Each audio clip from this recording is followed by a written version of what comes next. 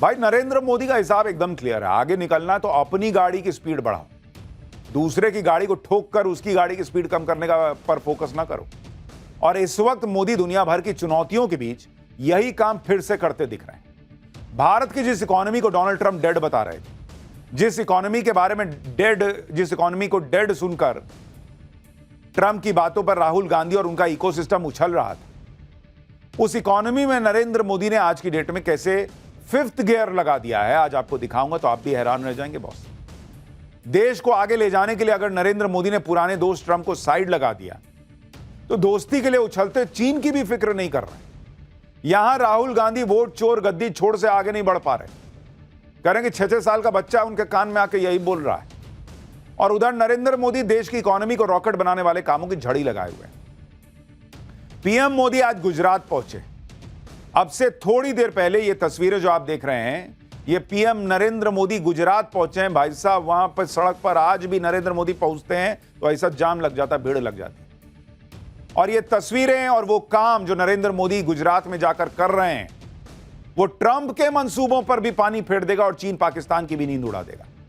राहुल और इंडी वालों को तो भूल ही जाइए, उनके दिल पे क्या बीतेगी। मोदी पूरा जोर लगा दिए हैं कि भारत कैसे मैन्युफैक्चरिंग का ग्लोबल हब बन जाए, और इसके लिए मोदी हर वो काम कर रहे हैं जिसमें पूरी दुनिया भारत में आकर अपना प्रोडक्ट बनाए और यहीं से दुनिया को चीजें एक्सपोर्ट करें। चाहे वो कार का प्रोडक्शन हो, इलेक्ट्रिक गाड़ियों का प्रोडक्शन हो, डिफेंस प्रोडक्शन हो, गजब के लेवल का काम हो रहा है। आज आपको दिखाऊंगा। आज प्रधानमंत्री नरेंद्र मोदी गुजरात गए हैं और वहां से उन्होंने बड़ा संदेश दिया है, और यह संदेश देश के लिए भी है और ट्रंप जैसों के लिए भी है। टैरिफ लगाकर जो लोग भारत को दबाना चाहते हैं वो इस बात को समझ लें कि भारत का टाइम आ चुका है। लोग पूछते हैं ना अपना टाइम आएगा, कब आएगा? भारत का टाइम चल रहा है और भारत किसी से दबने और झुकने वाला नहीं। मोदी ने तो ट्रंप के टैरिफ वाले खेल को उल्टा करके भारत के लिए बड़ा अवसर बना दिया है। गुजरात से पीएम मोदी को कौन सा बड़ा काम करने वाले हैं वो, जिससे चीन और अमेरिका दोनों के कान खड़े हो गए हैं। पीएम मोदी ने कैसे भारत का स्वदेशी सुदर्शन चक्र बनाने की शुरुआत भी कर दी। राहुल गांधी कौन सी बच्चों वाली स्टोरी जो है वो बच्चों के मुंह से सुनवा रहे हैं कि वो क्या कान में कह रहे हैं और खुद फंस गए हैं, वो भी आपको बताऊंगा। लेकिन पहले जो हो रहा है उसकी एक झलक देखिए।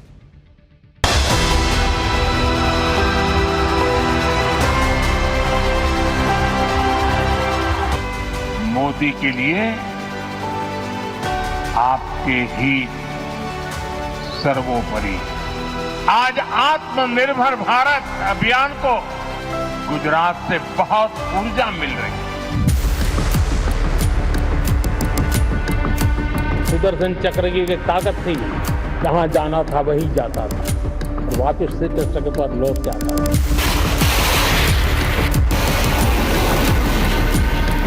छोटे छोटे बच्चे आ रहे हैं और मेरे कान में कह रहे हैं वोट चोर गद्दी छीन।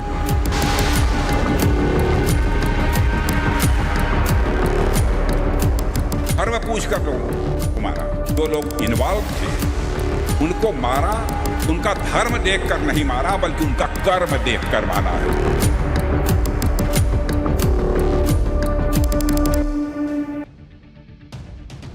प्रधानमंत्री नरेंद्र मोदी आज शाम को अहमदाबाद पहुंचे। ये वहीं की तस्वीर है। वहां करीब 3 किलोमीटर लंबा रोड शो किया पीएम मोदी को देखने के लिए भारी भीड़ जुट गई थी। पीएम मोदी के रोड शो में 1 लाख लोगों के जुटने का दावा किया गया। पीएम मोदी के रोड शो के दौरान ऑपरेशन सिंदूर के पोस्टर भी लगाए गए थे, वो देखिए। गुजरात के लोगों का अभिवादन करने के लिए पीएम मोदी गाड़ी से बाहर आए, हाथ हिलाकर जनता के प्यार को स्वीकार भी किया। रोड शो के दौरान मुस्लिम समुदाय के लोग भी सड़क किनारे खड़े होकर पीएम मोदी का स्वागत करते हुए नजर आए। ये तस्वीरें देखिए। आज भी नरेंद्र मोदी गुजरात पहुंच जाते हैं तो वैसा ही उनका रौला है, जलवा है जैसा पहले होता। पीएम मोदी की एक झलक पाने के लिए लोग छतों पर चढ़ गए। लोग अपने घरों के बाहर बालकनी में जाकर खड़े हो गए, जिससे जो जगह मिली वहां से पीएम मोदी को देखने लगा। गुजरात देश का बड़ा इंडस्ट्रियल, देख रहे छत पे लोग खड़े हैं भाई, बालकनी में खड़े हो वहीं से हाथ हिला रहे मोदी जी आए। गुजरात देश का बड़ा इंडस्ट्रियल स्टेट, और जब से ट्रंप ने टैरिफ लगाकर भारत को धमकाया है, तब से गुजरात सहित देश के हर छोटे बड़े इंडस्ट्रियल सेंटर में थोड़ी बेचैनी है कि आगे क्या होगा। लेकिन आज गुजरात की धरती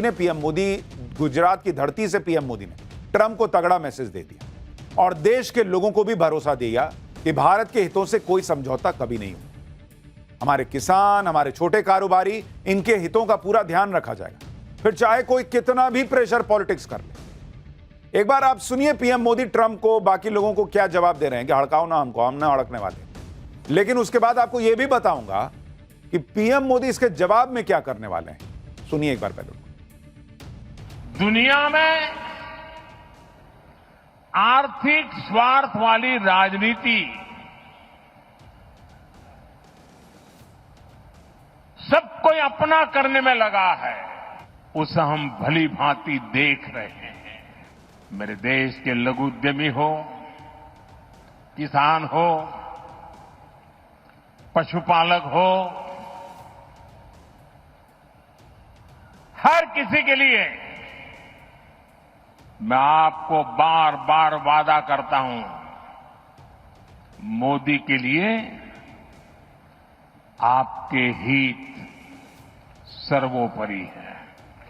मेरी सरकार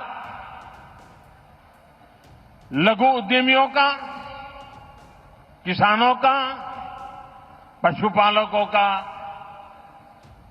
कभी भी अहित नहीं होने देंगी। दबाव कितना ही क्यों ना आए, हम झेलने की अपनी ताकत बढ़ाते जाएंगे। प्रधानमंत्री मोदी क्लियर कह रहे हैं कि दबाव जितना भी आए हम झेलने की ताकत बढ़ा लें। और वो हवा में ये बात नहीं कह रहे, वो ताकत बढ़ा भी रहे हैं और उसी ताकत को बढ़ाने के लिए वो गुजरात गए। इधर पीएम मोदी ने देश को भरोसा दिया कि हितों से समझौता नहीं होगा, उधर पीएम मोदी गुजरात में ऐसे ऐसे काम करने के लिए पहुंचे हैं जिसे देखकर अमेरिका और चीन भी दंग रह जाए। क्योंकि कल पीएम मोदी अहमदाबाद के पास मारुति सुजुकी की इलेक्ट्रिक कार ई विटारा के प्लांट का उद्घाटन करेंगे। जापान की कंपनी सुजुकी ने इलेक्ट्रिक व्हीकल बनाने के लिए भारत को मैन्युफैक्चरिंग हब के तौर पर चुना है। भारत में बनी मारुति सुजुकी की पहली इलेक्ट्रिक कार जापान समेत 100 से ज्यादा देशों में एक्सपोर्ट की जाएगी। सुजुकी के इस प्लांट में हर साल 70,000 यूनिट बनेंगी कार की। मारुति सुजुकी का कहना है कि भारत में सस्ती बिजली एक बड़ी वजह है जिससे यहां इलेक्ट्रिक व्हीकल का मार्केट बढ़ेगा। जापान के मुकाबले भारत में बिजली बहुत सस्ती है। मारुति सुजुकी इस साल के अंत तक भारत में अपनी इलेक्ट्रिक व्हीकल लॉन्च भी कर देगी। यानी जो नरेंद्र मोदी कह रहे हैं कि हम दबाव नहीं सहेंगे, हम जो है हर दबाव को सहने की ताकत बढ़ा लेंगे, ये वही ताकत का वो जिक्र कर रहा है। और ये सिर्फ एक फैक्ट्री की बात नहीं है। भारत को ग्लोबल मैन्युफैक्चरिंग हब बनाने के लिए पीएम मोदी किस लेवल पर काम कर रहे हैं उसका अंदाजा आप इसी बात से लगा सकते हैं कि पिछले साल ही पीएम मोदी ने ऑटोमोबाइल सेक्टर के लिए गति शक्ति मल्टी मॉडल कार्गो टर्मिनल का उद्घाटन कर दिया पिछले साल, जिसके जरिए अब मारुति सुजुकी के प्लांट को सीधे रेलवे लाइन से जोड़ दिया गया। मतलब प्लांट में गाड़ी बनेगी, सीधे ट्रेन में लोड होगी और फिर पोर्ट से दूसरे देशों में एक्सपोर्ट हो जाएगी। इससे सीधा सीधा लॉजिस्टिक कॉस्ट बच जाएगा। मतलब यह नहीं कि आज ट्रंप ने कर दिया तो आज ही काम शुरू करने बैठेंगे। उनके दिमाग में यह विजन क्लियर है कि भारत को मैन्युफैक्चरिंग हब बनाना है। और देखिए, पहले शुरू किया तो आज उसका फायदा दिखना शुरू हुआ। भारत को ग्लोबल मैन्युफैक्चरिंग हब बनाने के लिए हर लेवल पर कैसे काम हो रहा है यह भी आप देखिए। इलेक्ट्रिक गाड़ियों के लिए ईवी बैटरी भी खुद भारत ही बनाएगा। इसी दिशा में आगे बढ़ते हुए पीएम मोदी गुजरात दौरे पर एक और बड़ा काम करने जा रहे हैं। पीएम मोदी यहां TDS lithium ion battery plant में हाइब्रिड बैटरी इलेक्ट्रोड के लोकल प्रोडक्शन का भी उद्घाटन करेंगे। यह तोशिबा, डेंसो और सुजुकी कंपनी का जॉइंट वेंचर है। इस प्लांट के जरिए अब बैटरी का 80% से अधिक हिस्सा भारत में ही बनाया जाएगा। यानी इलेक्ट्रिक गाड़ी हो या उसकी बैटरी, सब कुछ भारत में बन रहा है। भारत में इलेक्ट्रिक व्हीकल का स्वदेशी इकोसिस्टम गुजरात में तैयार हो रहा है। इसलिए पीएम मोदी ने आज कहा कि भारत को आत्मनिर्भर बनाने में गुजरात से बहुत ऊर्जा मिल रही है। एक बार उसको सुनिए, फिर आपको बताता हूं कि भारत में जो इकोनॉमी है उसका 5th गियर कैसे लग रहा है इन कामों से। साथियों, आज आत्मनिर्भर भारत अभियान को गुजरात से बहुत ऊर्जा मिल रही है और इसके पीछे 2 दशकों की कड़ी मेहनत है। एक तरफ अमेरिकी राष्ट्रपति डोनाल्ड ट्रंप हैं जो भारत पर टैरिफ लगाकर यह सोच रहे हैं कि वो भारत की तरक्की को डेंट लगा देंगे। दूसरी तरफ भारत है जो अलग अलग सेक्टर में अपने एक्सपोर्ट के नए नए रिकॉर्ड बना रहा है। जैसे ऑटोमोबाइल सेक्टर में भारत का एक्सपोर्ट पिछले 10 सालों में ऐसा बढ़ा है कि आप भी सुनकर हैरान रह जाएंगे कि भारत का एक्सपोर्ट ऑटोमोबाइल सेक्टर में कैसे बढ़ा है। जरा आप इसको देखिए, जो ऑटो मोबाइल सेक्टर है उसमें भारत क्या कर रहा है, जरा आप इसको देखिए। ये भारत की बात आपको बता रहा हूं, तब आपको पता चलेगा कि क्यों डोनाल्ड ट्रंप के टैरिफ लगाने के बावजूद भारत की गति रोकना असंभव जैसा है। 2014 से पहले, ये आपको बता रहा हूं एक्सपोर्ट के बारे में, भारत कितना एक्सपोर्ट करता था, ठीक है। 2014 से पहले करीब 50,000 करोड़ सालाना ये भारत का एक्सपोर्ट था ऑटोमोबाइल सेक्टर में। आज की डेट में भारत कितना कर रहा है आपको पता है? डबल से ज्यादा, 1.2 लाख करोड़ सालाना भारत कर रहा है ऑटोमोबाइल सेक्टर में। आज भारत मेट्रो कोच से लेकर रेलवे कोच और लोकोमोटिव्स हर चीज एक्सपोर्ट कर दे रहा है। सिर्फ गाड़ियां ही नहीं बल्कि महंगे फोन भी भारत में बन रहे हैं और दूसरे देशों में एक्सपोर्ट हो रहे हैं। हमने आपको बताया था कि एप्पल भी आईफोन 17 के अब सभी मॉडल भारत में बनाएगा और दूसरे देशों में बेचेगा। यानी भारत ग्लोबल मैन्युफैक्चरिंग हब बनने की तरफ तेजी से बढ़ रहा है। गुजरात दौरे पर पीएम मोदी ने स्वच्छता और स्वदेशी की बात करते हुए गांधी परिवार को भी लपेट दिया। पीएम मोदी ने कहा कि जो लोग महात्मा गांधी के नाम पर सालों से सत्ता का सुख भोगते रहे, वही लोग महात्मा गांधी के स्वच्छता और स्वदेशी के मंत्र को भूल गए। एक बार पीएम मोदी को सुनिए। ये आश्रम इस बात का साक्षी है कि जिस पार्टी ने उनका नाम लेकर दशकों तक सत्ता सुख भोगते रहे, उसने बापू की आत्मा को कुचल दिया। उसने स्वदेशी के बापू के मंत्र के साथ क्या किया? आज आपने पिछले कई वर्षों से जो दिन रात गांधी के नाम पर अपनी गाड़ी चलाते हैं, एक बार भी उनके मुंह से न स्वच्छता शब्द सुना होगा, न स्वदेशी शब्द सुना होगा।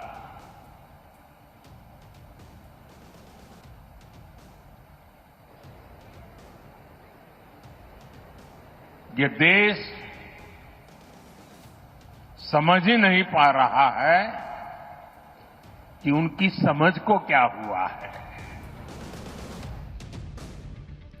प्रधानमंत्री नरेंद्र मोदी पूछ रहे हैं कि राहुल गांधी और गांधी परिवार के समझ को क्या हुआ, और वो क्यों पूछ रहे हैं आप खुद देखिए।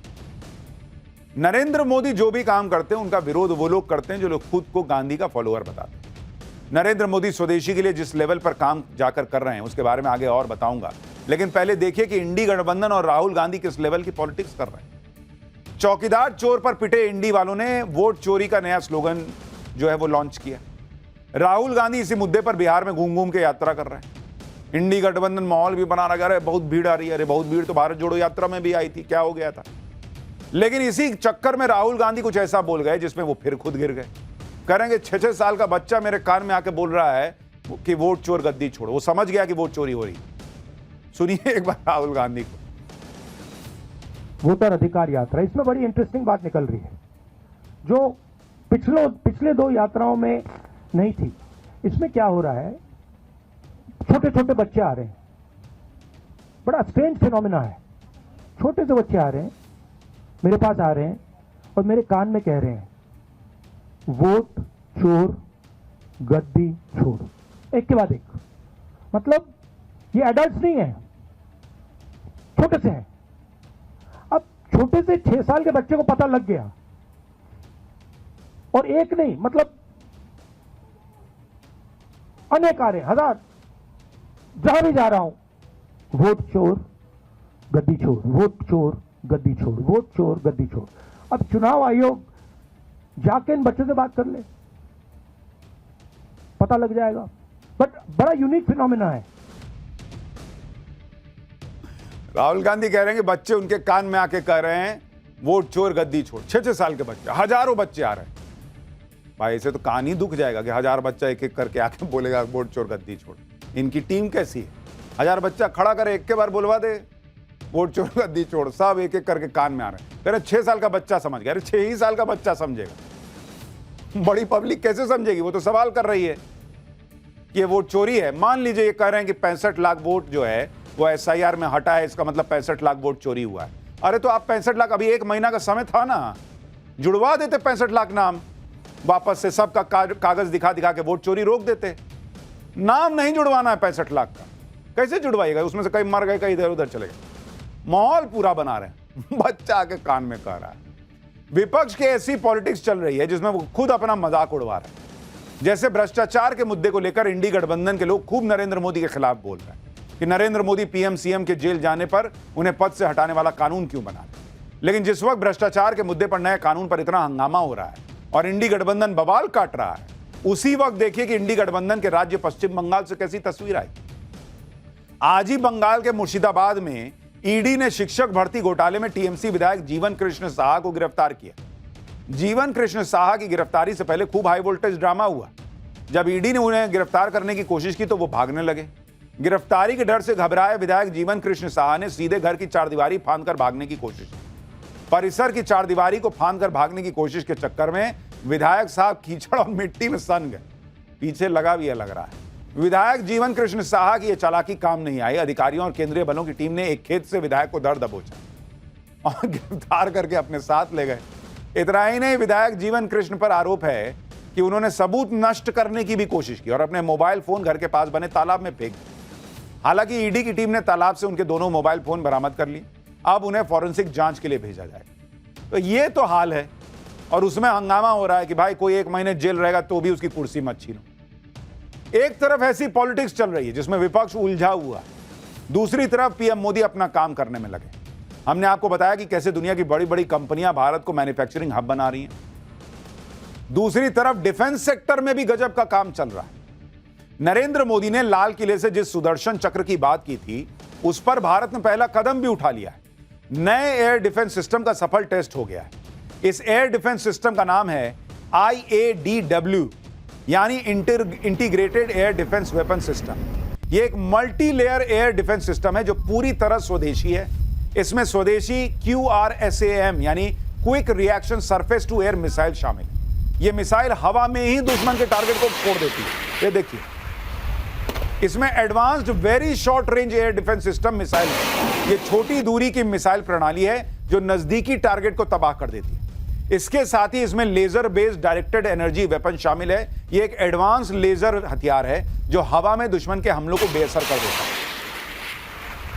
इस टेस्ट के दौरान 3 अलग अलग टारगेट सेट किए गए थे, जिसमें से 2 हाई स्पीड ड्रोन थे और जिन्हें DRDO के multi layer air defence system ने एक साथ तबाह कर दिया। भारत के नए स्वदेशी एयर डिफेंस सिस्टम को देखकर पाकिस्तान और चीन की भी टेंशन बढ़ गई हो, क्योंकि ऑपरेशन सिंदूर में दोनों पड़ोसी भारत की एयर डिफेंस सिस्टम की ताकत ऑलरेडी देख चुके हैं। अब यह नया माल आ गया और अब तो PM मोदी इस ताकत को और बढ़ा रहे हैं।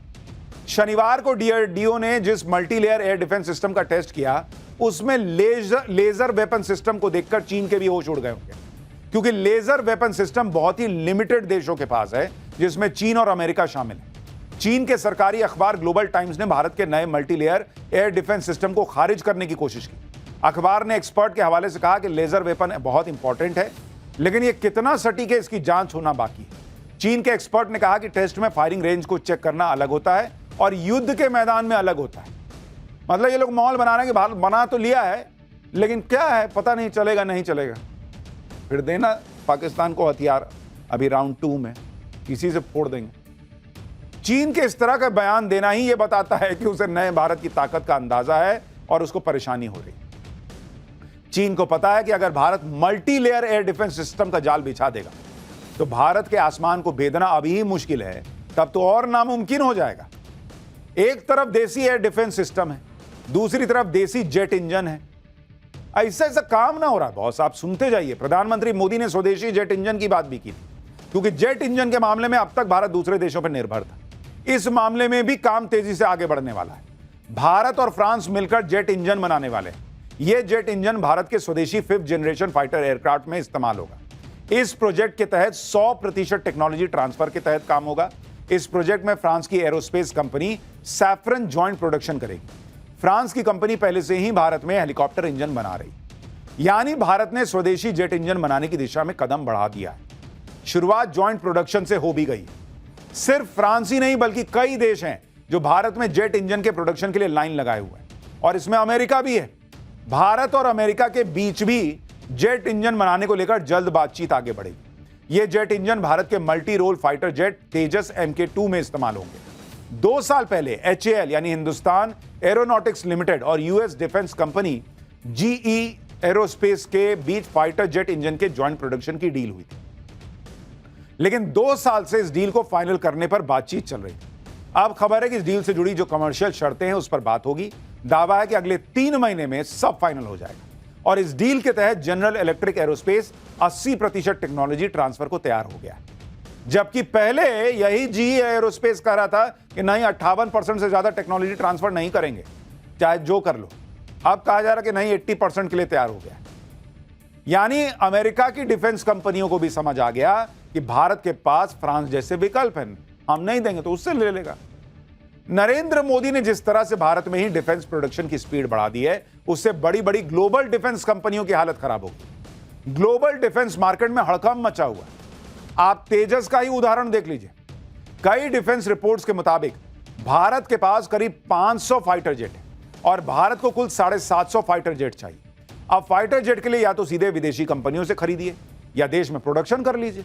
नरेंद्र मोदी ने देश में प्रोडक्शन करने को कहा है, क्योंकि एक राफेल में 4 तेजस आ जाते हैं। जितने आप एक राफेल के लिए पैसा दीजिएगा उतने में 4 तेजस बन जाते हैं। भारत के पास अभी तेजस के 3 मॉडल हैं, तेजस मार्क 1, तेजस मार्क 1A और तेजस मार्क 2।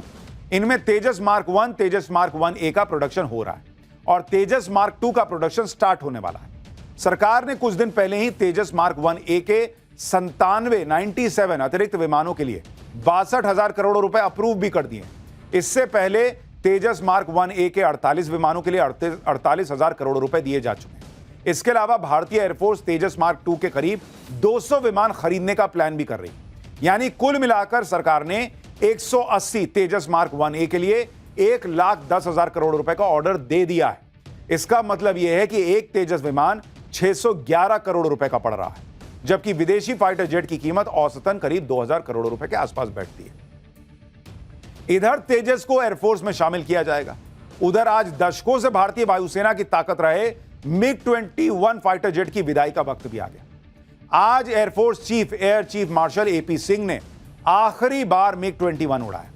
1 महीने बाद MiG-21 fighter jet operational role से पूरी तरह बाहर हो जाएंगे और इतिहास का हिस्सा बन जाएंगे। बीकानेर के नाल एयरबेस से एयरफोर्स चीफ ने MiG-21 को उड़ाया। ये देखिए, एयरफोर्स चीफ खुद उड़ा के ले जा रहे हैं आखिरी बार। इसी फाइटर जेट में उन्होंने अपनी पहली ट्रेनिंग भी ली थी। अभी एयरफोर्स के पास MiG-21 की 2 स्क्वाड्रन बची हैं। करीब 6 दशक से भारतीय एयरफोर्स MiG-21 का इस्तेमाल कर रही है। MiG-21 को साल 1963 में एयरफोर्स में शामिल किया था, 1963 में। MiG-21 भारतीय एयरफोर्स के लिए पहला सुपरसोनिक एयरक्राफ्ट था। साल 1965 की जंग हो या 1971 की जंग हो, MiG-21 अपना जलवा दिखा चुका है। माना जाता है कि MiG-21 ने सबसे घातक हमला 1971 की जंग में किया। 14 नवंबर 1971 को ढाका में गवर्नर के घर पर इसी से अटैक किया गया था, 14 दिसंबर को 1971 में, और इसके 2 दिन बाद 16 दिसंबर को पाकिस्तान ने सरेंडर कर दिया था। MiG-21 के बारे में कहा जाता है कि MiG-21 सभी जेनरेशन के एयरक्राफ्ट को डाउन कर चुका है और इसका आखिरी शिकार F-16 था। एयरफोर्स में पुराने पायलट हैं, उसमें से ज्यादातर पायलट की पहली सवारी MiG-21 ही रही। लेकिन अब भारत के लिए राफेल और दूसरे नए जेट्स आ गए हैं, ये पुराना पड़ गया है, तो इसको अब अलविदा दोस्त कह दिया जाए। आप ये देखिए कि मोदी सरकार में कैसे डिफेंस प्रोडक्शन कई गुना बढ़ गया।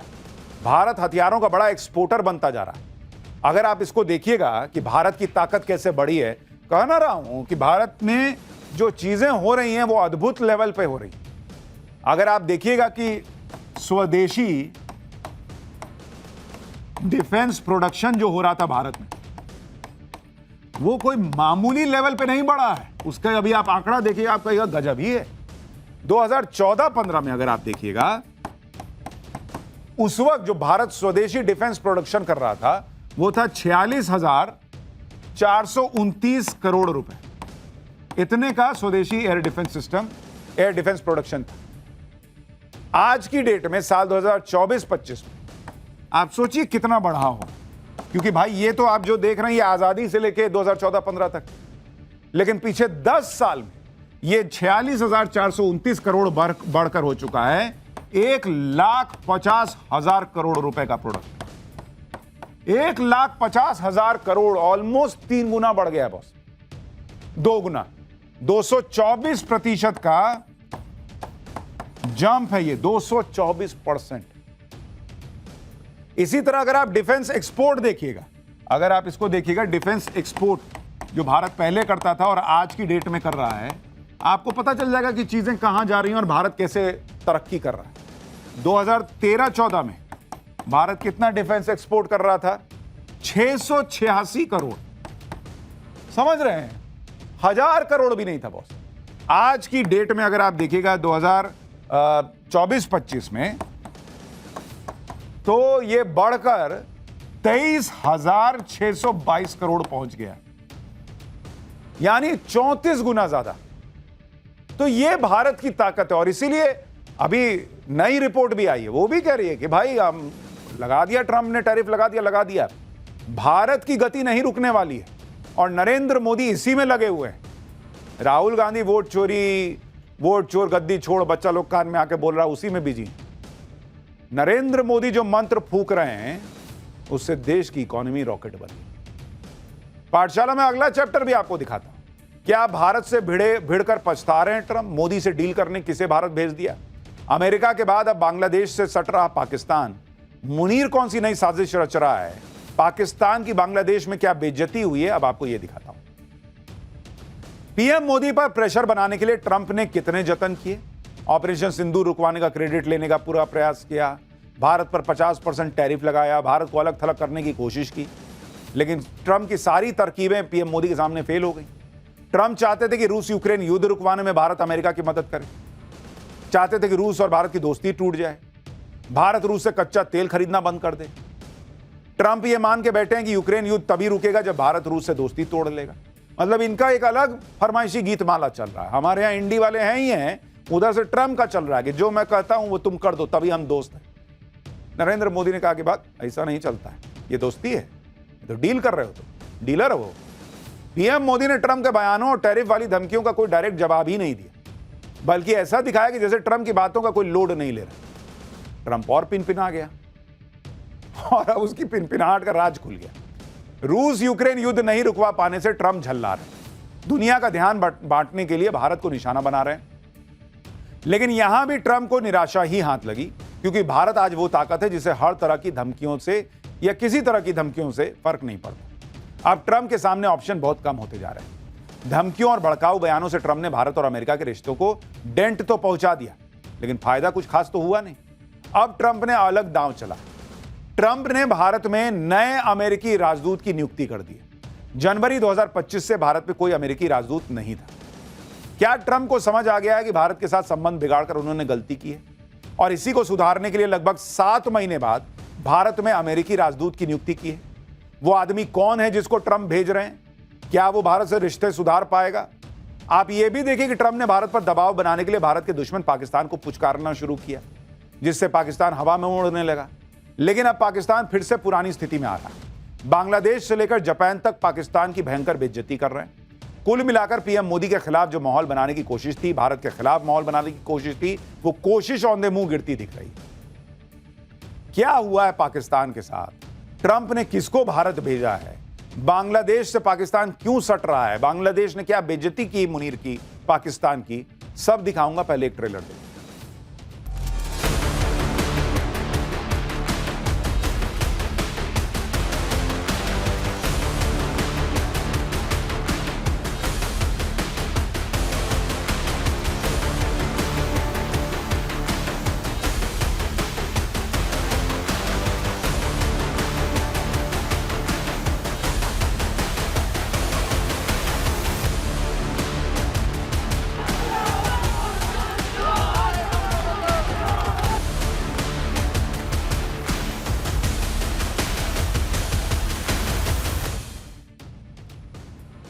ट्रंप कई बार सीज फायर बोल चुके, कोई सीरियसली तो ले नहीं रहा।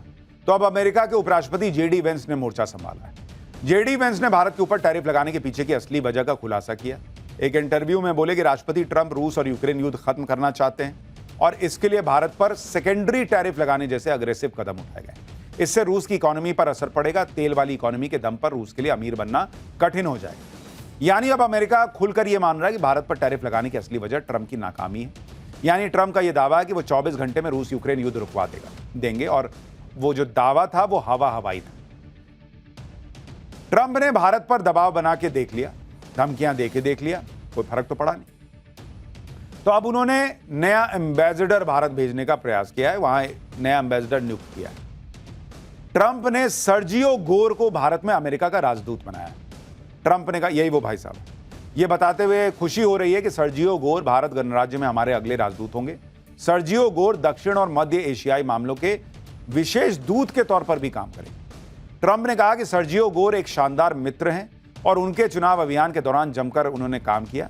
सर्जियो गोर ने ट्रंप प्रशासन में 4000 लोगों की नियुक्ति में अहम भूमिका निभाई। सर्जियो गोर से पहले एरिक गार्सेटी भारत में अमेरिकी राजदूत थे। जनवरी 2025 से भारत में कोई अमेरिकी राजदूत नहीं था। अब ट्रंप ने अपने भरोसेमंद, इतने करीबी सर्जियो गोर को भारत में एम्बेसडर बना के भेज दिया। कुछ तो वजह होगी। ट्रंप ने सर्जियो गोर को भारत में अमेरिका राजदूत क्यों बनाया? क्या ट्रंप अब भारत के साथ ट्रेड डील और दूसरे मुद्दों पर तेजी से काम करना चाहते हैं? भारत अमेरिका के बीच तनाव का एक कारण भारत में अमेरिकी राजदूत न होना भी माना जा रहा है। भारत और अमेरिका के बीच ट्रेड डील पर भी बात आगे नहीं बढ़ पा रही। राष्ट्रपति ट्रंप के एजेंडे को लागू करना सर्जियो गोर की पहली प्राथमिकता हो। ट्रंप का एजेंडा शुरू से ही भारत के साथ ट्रेड डील करने का रहा है, लेकिन पीएम मोदी भारत के हितों को ध्यान में रखते हुए काम कर रहे हैं। भारत ने रूस के साथ मजबूत संबंध बनाए रखे और चीन से भी आर्थिक संबंध सुधार रहे हैं। ऐसे में भारत में अमेरिका का राजदूत नहीं होना ट्रंप के लिए जोखिम भरा हो सकता है। इसलिए ट्रंप ने अपने सबसे करीबी दोस्त को भारत में राजदूत बना दिया। यानी ट्रंप भी ये समझ रहे हैं कि भारत के साथ संबंध हमेशा के लिए खराब नहीं रखे जा सकते। आज नहीं तो कल भारत के साथ संबंध सुधार नहीं होंगे। चलिए, भारत के साथ डील हो जाएगी, ट्रेड डील हो जाएगी, लेकिन संबंध तो ट्रंप डेंट पहुंचा चुके हैं। ट्रंप भारत पर दबाव बनाने के लिए पाकिस्तान का भी इस्तेमाल कर रहे हैं और अब पाकिस्तान बांग्लादेश के साथ कनेक्शन मजबूत करने की कोशिश कर रहा है। ट्रंप ने पाकिस्तान को थोड़ी इंपॉर्टेंस क्या दी, पाकिस्तान तोड़ने लगा। पाकिस्तान का फर्जी फील्ड मार्शल असीम मुनीर खुद को तोप समझने लगा। अमेरिका के दम पर उड़ने वाला पाकिस्तान अब बांग्लादेश से सटने की कोशिश कर रहा है। पाकिस्तान बांग्लादेश से भारत के खिलाफ साजिश की कोशिश कर रहा है। पाकिस्तान के डिप्टी पीएम इशाक डार इन दिनों बांग्लादेश की यात्रा पर है। भारत से पिट चुका पाकिस्तान अब बांग्लादेश के साथ अपने संबंधों को मजबूत करने की कोशिश कर रहा है, लेकिन बांग्लादेश में भी पाकिस्तान की बेइज्जती ही हो रही है। असीम मुनीर ने इशाक डार को यह सोचकर बांग्लादेश भेजा होगा कि वहां से भारत के खिलाफ माहौल बनाएगा ये आदमी जाके, लेकिन यहां तो मामला ही उल्टा हो गया। इशाक डार के खिलाफ बांग्लादेश में विरोध प्रदर्शन शुरू हो गया। बांग्लादेश के पीस एक्टिविस्ट ने इशाक डार के खिलाफ जमकर नारेबाजी की। इन लोगों ने 1971 से पहले बांग्लादेश में पाकिस्तान के अत्याचार के खिलाफ प्रोटेस्ट किया। इसके अलावा इशाक डार ने यह कहकर और मामला खराब कर दिया कि 1971 का मामला तो सुलझ गया है, अब पाकिस्तान और बांग्लादेश को साथ मिलकर आगे बढ़ना चाहिए। बांग्लादेश को इशाक डार की यह दलील पसंद नहीं आई। 1971 के मुद्दों के समाधान के इशाक डार के दावे से बांग्लादेश ने असहमति जता दी। बांग्लादेशी विदेश मंत्रालय के सलाहकार तौहीद हुसैन ने कहा कि 54 साल के मसले को एक दिन में हल नहीं किया जा सकता। हम चाहते हैं कि वित्तीय मामले, खासकर खातों का निपटारा हो। हम यहां हुए नरसंहार का कबूलनामा और माफी चाहते हैं। हम ये भी चाहते हैं कि पाकिस्तान यहां फंसे हुए लोगों को वापस ले। यानी बांग्लादेश ने पाकिस्तान को उसकी औकात दिखा दी कि तुम पहले तो हमसे माफी मांगो और बांग्लादेश में रह रहे पाकिस्तानियों को उठा के ले जाओ। ऐसे कैसे 1971 का मुद्दा खत्म बता रहे हो जी? हालांकि पाकिस्तान बेशरम देश है, वो मानने वाला तो है नहीं। उसने वहां पे हाँ दांत निपोड़ दिया और फिर बांग्लादेश के साथ कुछ समझौते भी कर। दोनों देशों के सरकारी और राजनयिक पासपोर्ट वाले लोग बिना वीजा के एक दूसरे के देश आ जा सकेंगे। दोनों देश व्यापार बढ़ाने के लिए एक समूह बनाएंगे जो व्यापार से जुड़े मुद्दों पर काम करेगा। दोनों देशों के कूटनीतिक प्रशिक्षण संस्थान एक दूसरे के साथ मिलकर काम करेंगे। दोनों देशों की सरकारी मीडिया एजेंसी एक दूसरे के साथ काम करेंगे। दोनों देशों के रणनीतिक और अंतर्राष्ट्रीय मामलों के शोध संस्थान मिलकर काम करेंगे। दोनों देश अपनी संस्कृति, कला और परंपराओं को साझा करने के लिए कार्यक्रम भी आयोजित करेंगे। इशाक डार के इस दौरे पर पाकिस्तान ने कहा कि अच्छा दौरा था। पाकिस्तान और बांग्लादेश के बीच अंतर्राष्ट्रीय मुद्दों जैसे फिलिस्तीन और रोहिंग्या पर भी बात हुई। गजब नहीं है, पाकिस्तान और बांग्लादेश दोनों की खुद की हालत खराब है और ये फिलिस्तीन और रोहिंग्या संकट पर बात करने निकले। तो पाकिस्तान गया था, थोड़ा कोशिश कर रहा है कि बांग्लादेश से सटें, अभी बांग्लादेश और भारत के अच्छे रिश्ते नहीं हैं तो थोड़ा कुछ इसको भी भड़काएं, वहां से बेइज्जत होकर आया। एसएससी के छात्रों को उठाती धकियाती पुलिस, दिल्ली के रामलीला मैदान में हुए गजब बवाल का चैप्टर। मिडिल क्लास परिवारों के बच्चे सड़क पर आखिर क्यों उतरे प्रदर्शन करने, सिस्टम कब सुनेगा, अब इसका चैप्टर। गरीब और मिडिल क्लास फैमिलीज का एक ही सपना होता है कि बस अपना बच्चा सेटल हो जाए, अच्छी नौकरी मिल जाए, घर बस जाए। और मिडिल क्लास के सपनों की फाइल आज नहीं पुरानी भी खोलिएगा और आज भी खोलिएगा तो यही सब मिलता है उसमें कि मेरा बच्चा सेट हो जाए। लेकिन सोचिए ऐसे माँ बाप पर क्या बीतती होगी जब उनके बच्चे को अपनी तकलीफों को सरकार तक पहुंचाने के लिए प्रदर्शन करना पड़े और उसके बाद पुलिस उनके बच्चों को वहां से धकिया कर हटा दे। यही हुआ है दिल्ली में। देश की राजधानी दिल्ली में एक बार फिर देश भर से छात्र पहुंचे।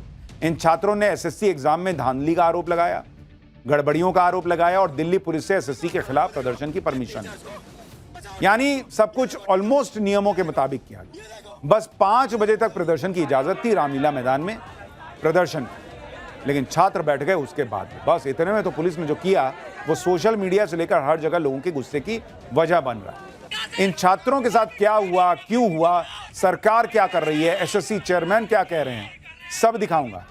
पहले आपको दिखाता हूं कि एसएससी एग्जाम को लेकर बवाल कैसे हो गया। एसएससी एग्जाम के कैंडिडेट दिल्ली में एकजुट हुए थे और रामलीला मैदान में प्रदर्शन कर रहे थे। इन छात्रों के साथ एसएससी जैसे एग्जाम की तैयारी करवाने वाले कई टीचर्स ने भी प्रदर्शन का मोर्चा संभाला। इन लोगों ने एसएससी एग्जाम में धांधली और गड़बड़ी के आरोप लगाए और एसएससी के खिलाफ जमकर नारेबाजी की। सुबह 10 बजे से शुरू हुआ प्रदर्शन शाम तक चलता रहा। सैकड़ों की संख्या में छात्र और छात्राएं प्रदर्शन में डटे रहे, लेकिन शाम 5 बजते ही बवाल की शुरुआत हुई। बड़ी संख्या में पहुंचे दिल्ली पुलिस के जवानों ने प्रदर्शन कर रहे लोगों से रामलीला मैदान छोड़ने को कहा और जब छात्र नहीं माने तो पुलिस ने उन्हें जबरन उठाना शुरू कर दिया और धकियाते हुए रामलीला मैदान से बाहर कर दिया, जिसके बाद प्रदर्शनकारियों और पुलिस के बीच गर्मा गर्मी शुरू हुई। प्रदर्शन कर रहे छात्रों ने दिल्ली पुलिस पर लाठीचार्ज का भी आरोप लगाया।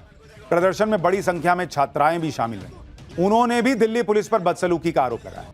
पुलिसिया कार्रवाई में छात्रों के साथ उनके साथ पहुंचे प्रदर्शन के लिए टीचर्स भी घायल हुए, जिससे भड़के छात्रों ने पुलिस पर जबरन उनके आंदोलन को कुचलने का आरोप लगाया। प्रदर्शनकारियों का आरोप है कि कई लोगों के गंभीर रूप से घायल होने के बावजूद पुलिस का एक्शन जारी रहा, जिसकी वजह से कई छात्राओं को नंगे पैर तक भागना पड़ा। रामलीला मैदान में हुए बवाल पर दिल्ली पुलिस की भी सफाई सामने। दिल्ली पुलिस ने दलील दी कि प्रदर्शन की परमिशन को लेकर आयोजकों ने अंडरटेकिंग दी थी, जिसके मुताबिक शाम 5 बजे तक सिर्फ 1000 लोगों के प्रदर्शन की परमिशन थी और उसके बाद सबको रामलीला मैदान छोड़ देना था। समय खत्म होने के बाद प्रदर्शन कर रहे लोगों से रामलीला मैदान छोड़ने को कहा गया। करीब 100 लोगों और कुछ टीचर्स को छोड़कर बाकी सभी लोग चले गए, जिन्हें डिटेन किया गया और कोई लाठीचार्ज नहीं किया गया, यह पुलिस कह रही है। लेकिन सोशल मीडिया से लेकर हर जगह लोग पूछ रहे हैं कि अगर कुछ लोग 5 बजे के बाद रुक गए, जो ठीक है, गलत था, नियम के मुताबिक नहीं था, लेकिन इतना क्या तूफान आ गया था कि इस तरह से उठा के उनको हटाया गया। रामलीला मैदान में बैठे थे, सड़क पे तो बैठे नहीं थे कि पूरा जाम लगा हुआ था कि अगर पुलिस नहीं हटा रही थी तो बहुत बड़ा कांड हो जा रहा था। कई लोग तो सोशल मीडिया पे पूछ रहे हैं कि यही पुलिस तो शाहीन बाग खाली नहीं करा पाई थी और ये मिडिल क्लास गरीब बच्चे जो हैं, गरीब परिवारों के जो बच्चे हैं, उनको तो उठा के हटा दिया। इसको कहते हैं सिचुएशन को मिस हैंडल करना, कि मतलब आप कायदे से छात्रों से बात करें, समझाएं, समस्या सुने, उसकी बजाय जो है इस तरह का एक्शन हो गया। और ऐसा नहीं है कि एसएससी के एग्जाम को लेकर पहली बार सवाल उठे, इससे पहले भी एसएससी एग्जाम पर सवाल उठ चुके हैं और छात्र सड़कों पर उतर चुके हैं। इस बार एसएससी के खिलाफ छात्रों का गुस्सा क्यों भड़का, इसकी वजह भी आपको बताता हूं। एसएससी ने 24 जुलाई से लेकर 1 अगस्त के बीच पोस्ट फेज 13 एग्जाम करवाया। ग्रुप सी की पोस्ट के लिए यह एग्जाम कंप्यूटर बेस्ड एग्जाम था। एग्जाम में देश भर के करीब 5 लाख छात्र शामिल हुए और यह एग्जाम देश भर के 142 शहरों में बने 194 सेंटर्स में करवाया गया। एग्जाम देने वाले कई छात्रों की शिकायत है कि जब वो एग्जाम सेंटर पहुंचे तो बताया गया कि एग्जाम कैंसिल हो गया है। आरोप है कि इसका कोई नोटिस भी छात्रों को नहीं दिया गया और जो छात्र एग्जाम में शामिल हुए उनमें से कई ने आरोप लगाया कि एग्जाम सेंटर में कई तकनीकी खामियों का सामना करना पड़ा, जैसे कहीं माउस खराब मिला, कहीं सिस्टम क्रैश हो गया, कहीं सर्वर की समस्या आई। यही नहीं, कई छात्रों ने गलत एग्जाम सेंटर आवंटित करने का भी आरोप लगाया, जबकि कई छात्रों की यह भी शिकायत है कि उन्हें 500 किलोमीटर दूर एग्जाम सेंटर दे दिया गया। किसी तरह एग्जाम होता है तो उसके बाद क्वेश्चन पेपर में गड़बड़ी, आंसर शीट में प्रॉब्लम और मेरिट लिस्ट जारी होने में देरी की भी शिकायत आती है। यानी कई छात्र जो है वो इसको लेकर बहुत नाराज थे। रामलीला मैदान में एसएससी एग्जाम के खिलाफ प्रदर्शन कर रहे छात्रों पर पुलिस की कार्रवाई पर बवाल हुआ तो एसएससी की तरफ से भी सफाई सामने आई। एसएससी ने छात्रों की समस्याएं दूर करने का भरोसा दिया और बयान जारी करके बताया कि बार बार आ रही गड़बड़ी की शिकायतों पर 2018 में नियुक्त की गई एजेंसी टीसीएस को हटा दिया गया और एग्जाम करवाने के लिए जुलाई 2025 में नई एजेंसी चुनी गई। एसएससी के मुताबिक अब एग्जाम को पूरी तरह पारदर्शी बनाने के लिए 4 अलग अलग एजेंसी नियुक्त की जाती है। एक एजेंसी एग्जाम करवाती है, दूसरी क्वेश्चन पेपर तैयार करती है, तीसरी एग्जाम के दौरान आईटी सिक्योरिटी की निगरानी करती है और चौथी एजेंसी पूरे एग्जाम की निगरानी करती है। जुलाई 2025 में सुप्रीम कोर्ट के आदेश के बाद क्वेश्चन पेपर बनाने की जिम्मेदारी एग्जाम करवाने वाली एजेंसी को नहीं दी जाती है, बल्कि इसके लिए अलग से एजेंसी नियुक्त की जाती है। एग्जाम में धांधली को रोकने के लिए आधार बेस्ड आवेदन शुरू किया गया है, जिससे सिर्फ योग्य कैंडिडेट ही आवेदन कर पाते हैं और एग्जाम सेंटर पर कैंडिडेट के आधार ऑथेंटिकेशन से फर्जीवाड़े पर लगाम लगी है। एसएससी का दावा है कि 24 जुलाई से 1 अगस्त के बीच तय एग्जाम में तकनीकी खराबी की शिकायत के बाद 24 जुलाई को 2 सेंटर्स पर एग्जाम कैंसिल किए गए, जिन्हें तुरंत रीशेड्यूल भी करवा दिया गया। धांधली रोकने के लिए उठाए गए कदमों पर एसएससी के चेयरमैन क्या कह रहे हैं, एक बार उनको भी सुनिए। एसएससी की जिम्मेदारी है एग्जाम करवाना और एजेंसी जो है सरकारी नियमों के अनुसार हम एजेंसी सेलेक्ट करते हैं और एक एजेंसी नहीं लगभग 4 अलग अलग एजेंसी हैं जिसमें जुड़े हुए हैं, सबका अपना अपना रोल है और एजेंसी में कहीं कमियां हैं तो बिल्कुल हम उनके खिलाफ एक्शन लेंगे। यहाँ हो क्या रहा था, जब से हम एग्जाम सेंटर में एंटर हुए हैं सभी के साथ यही दिक्कत थी कि माउस काम ढंग से नहीं कर रहा। माउस पे आप क्लिक कर रहे हो तो वो एक बार में क्लिक नहीं हो रहा और जब आप स्क्रॉल बार को स्क्रॉल करते हो तो वो अटक जा रहा है, चिपक जा रहा है। जैसे कि कोई क्वेश्चन कोई भी क्वेश्चन हो, जैसे रीजनिंग का या फिर इंग्लिश का कोई या जीके का कोई क्वेश्चन जो कि 2 सेकंड या 5 सेकंड ज्यादा जैसे हमें सवाल पता होता तो हम 10 सेकंड लेते हैं, लेकिन उसी सवाल को करने के लिए हमें मिनट लग जा रहे हैं। हम एसएससी के चेयरमैन कह रहे हैं कि एक्शन होगा, तो सवाल तो यही है कि यही तो छात्र भी चाह रहे हैं कि एक्शन हो। तो जब छात्र प्रदर्शन के लिए इकट्ठा हुए, उनको कोई शौक थोड़ी है कि पढ़ाई लिखाई छोड़ के प्रदर्शन कर रहे हैं। 2 घंटा एक्स्ट्रा वो रुक गए तो पुलिस ने उठा के बाहर कर दिया, वो भी धकियाते हुए।